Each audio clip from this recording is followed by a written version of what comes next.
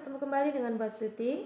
Kali ini dalam pelajaran SBDP tentang mengidentifikasi gerak tari daerah. Apa yang dimaksud dengan tari daerah? Tari daerah adalah tarian yang berkembang dan dilestarikan secara turun-temurun di suatu daerah tertentu.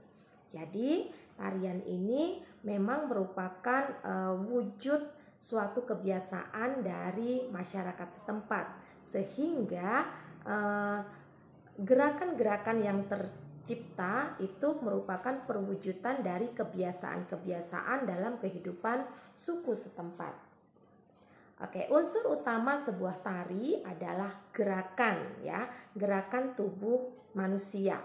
Ya, jadi tubuh manusia itu yang dapat digerakkan bisa meliputi kepala, kemudian bahu, ya, tangan, jari, pinggul, kaki, itu merupakan bagian-bagian tubuh dari seorang penari yang dapat digerakkan, mewakili suatu ekspresi dari sebuah tema atau gerakan tari. Oke. Gerakan tari adalah serangkaian gerak tubuh yang digerakkan dengan indah. Nah, dari mana letak keindahannya? Bisa terlihat dari bentuk gerakannya, kemudian cara hitungan pergerakan, perubahan pergerakan dari satu gerakan ke gerakan tertentu. Nah, kemudian ciri dari tarian daerah itu yang pertama diiringi musik daerah, ya. Ada bermacam-macam musik daerah dari setiap daerah yang ada di Indonesia.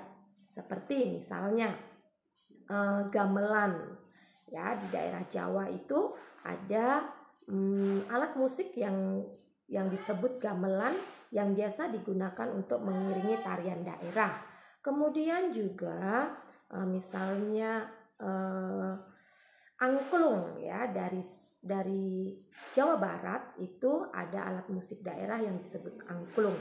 Kemudian tifa, ya. Kemudian bisa juga alat musik sape yang ada di daerah Kalimantan, ya.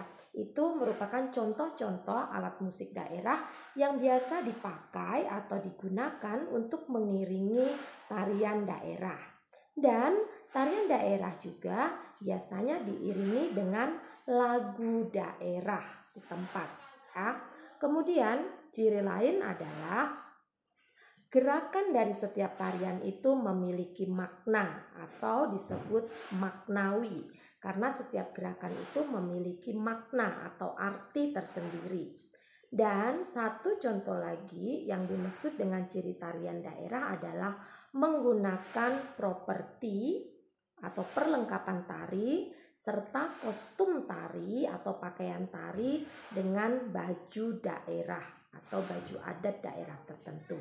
Itu adalah ciri-ciri dari tarian daerah. Oke, selanjutnya berdasarkan jumlah penarinya, gerak tari daerah itu dibagi menjadi 3 saja.